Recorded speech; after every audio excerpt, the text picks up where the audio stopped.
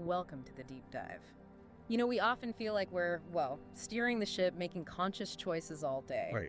Captain of the soul, so to speak. Exactly, but if you pause just for a moment in the quiet, you kind of notice something else, don't you?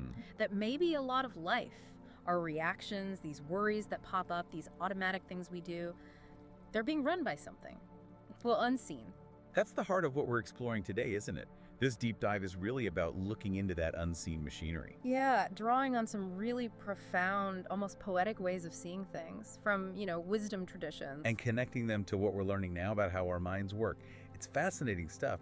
Our mission today really is to explore these insights, see if they offer a kind of shortcut to understanding why habits can feel so inescapable, like fate. Right. And you mentioned true silence. It's not just about no noise, is it? No, not at all. It's more like a presence, an awareness, that deep quiet where you can finally maybe hear the soft turning of your own habits.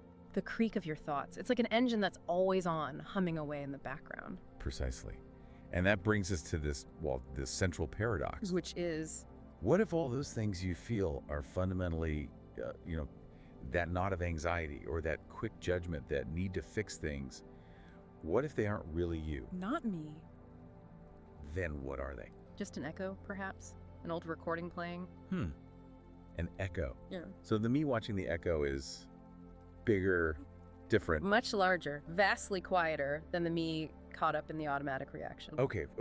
Let's get into this feeling then, this gravity. It really does feel like that sometimes. Why is making a fresh choice so hard, like climbing? Well, falling back into the usual stuff, grabbing the phone first thing, rehearsing some imaginary argument, why does that feel so easy, like sliding downhill? Yeah. Effortless. It's the groove, isn't it? The path is worn smooth. Neuroscience talks about this, efficiency, the basal ganglia running the show, needing less conscious effort. Right, the brain saving energy. Exactly. But, these older traditions, they understood this long before brain scans. They had other ways of pointing to it. Like the parable, the one about the brick. I think that really nails the problem with how we often try to change. Ah, yes. The monk polishing a brick for years. It's just an ordinary brick. An ordinary brick, convinced that if he just polished hard enough, long enough, with enough effort, it would become a mirror, reflect his true self. Day in, day out, polishing.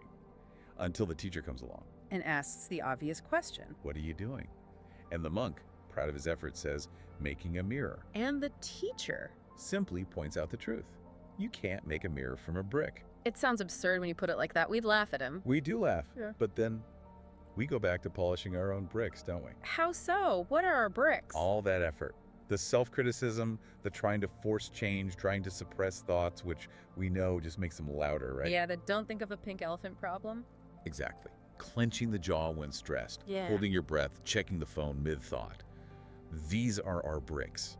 These neurological pathways get so deep, so efficient, we mistake the polishing, the effort, for the actual goal. We think the struggle is the way. We mistake the path for the destination. So that moment, when you catch yourself, mid-scroll or mid-rant in your head, you suddenly see it. Oh, I'm doing that thing again. That's the start, right? The crack in the wall. That's the slippage, the first light. It often happens in that tiny space, that gap between breaths. A quiet recognition. Okay. I'm doing it again. But here's the crucial turn. What usually happens next? Judgment. We immediately scold ourselves. Oh, there I go again. Useless. Yeah. That's more polishing. But isn't that responsible? If it's a bad habit, like worrying constantly or putting things off, shouldn't we try to stop it? Doesn't just watching feel passive, like giving up? But is the trying working? Or is the effort itself part of the trap? You can't really use the same energy that built the pattern to dismantle it. It's like trying to grab smoke. What if, instead of fighting, you just step back? Step back. It's like watching rain on a window. Do you yell at the raindrops? Or tell them to fall upwards? No, you just watch them slide down. Exactly, just watch. And the way out, it's not through force. It might be through, laughter. Laughter. Yeah. Seriously, laugh at my anxiety. Or my habit of checking email every 5 minutes. It usually just makes me feel tense or annoyed. It's not mocking laughter. Yes. It's lighter than that. It comes when you see the whole pattern, not as some deep personal feeling, but as this curious, slightly comical human ritual we all do. my calm. Well, you catch yourself saying, I'm fine, really, when your face is screaming otherwise. Yes. Or you notice you always stir your tea the exact same way your grandmother did. These little inherited dances. Okay. When you see the script playing out and you suddenly realize you're not just the actor anymore, you're also in the audience. Sometimes this gentle, bubbling laugh just arises. Ugh. A laugh of recognition. Like, oh, there that is again. Yes, intimacy, not mockery.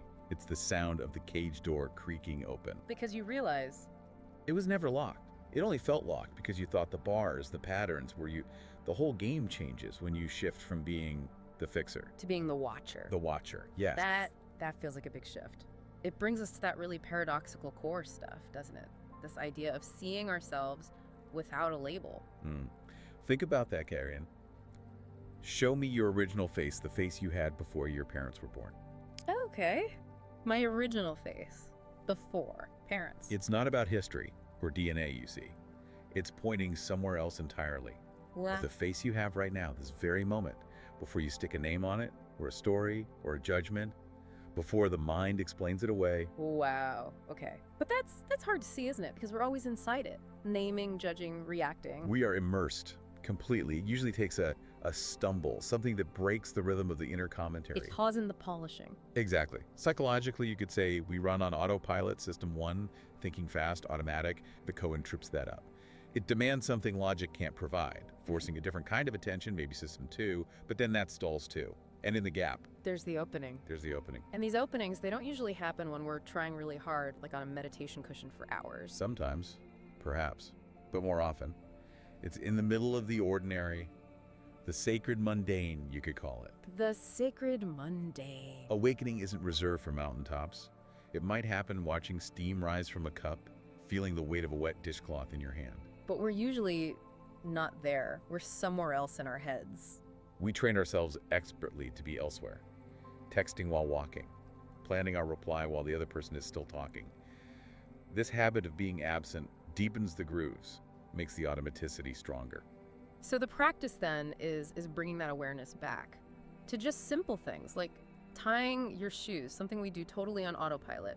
Yes, try it. Next time, just be with the tying. Feel the lace, that rough texture, the slight resistance as you pull the knot tight.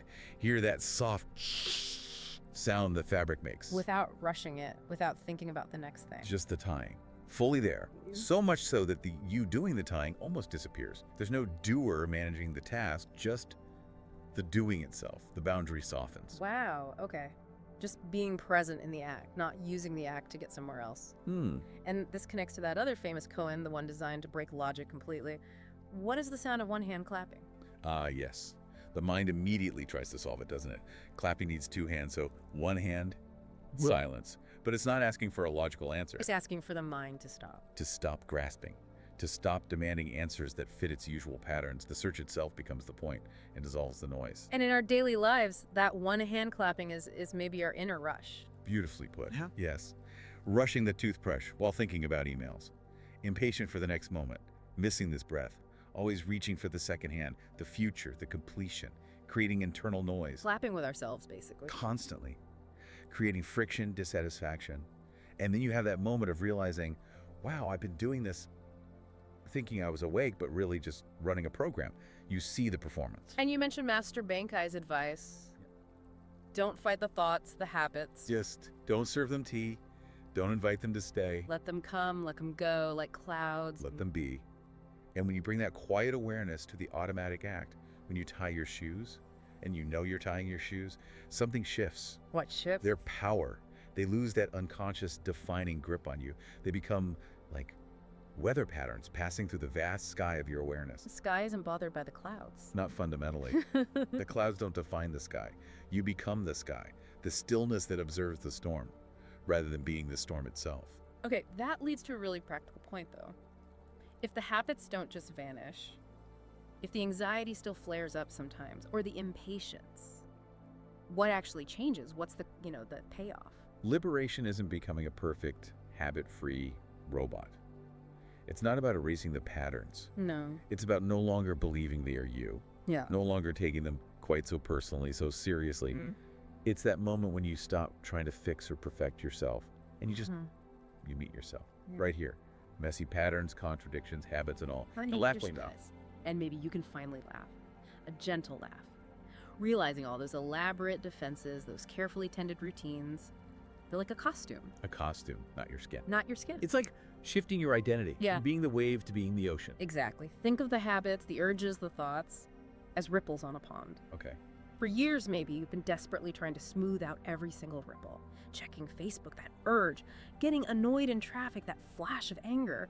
All your energy goes into managing the surface. Yeah, that feels familiar. Exhausting sometimes. But when you stop focusing so intensely on the ripples, when you relax the need to control them, you start to notice something else. What? The water. The deep, still, quiet water beneath the ripples. Your own awareness. And you see that the water holds the ripples effortlessly. They arise, they pass. The ripple, the urge, the thought still happens. But the water, your deep awareness.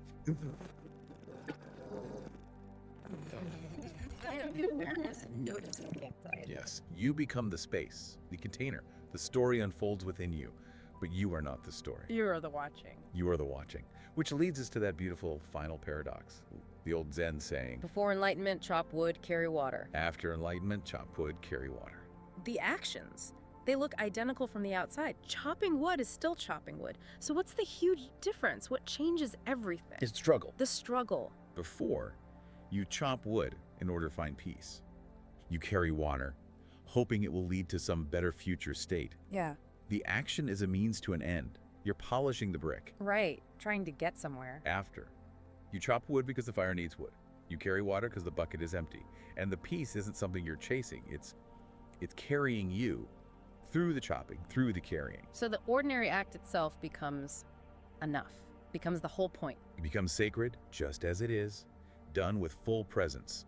No longer a stepping stone, but the destination itself. Wow, that's a very quiet kind of revolution, isn't it? We stop seeing ourselves as problems that need fixing. And start realizing we are mysteries to be lived in this very moment. Let them be exactly as they are. Just don't dance to their music unconsciously anymore. Dance with your eyes open. Dance with your eyes wide open. Yeah. Do the ordinary things, tie your shoes, brew the tea, feel the breath, not to achieve something later, but as the practice itself. As living the koan. And that quiet smile. The one that might just appear when we catch ourselves mid-pattern without the usual judgment. That laugh. Ah, yes.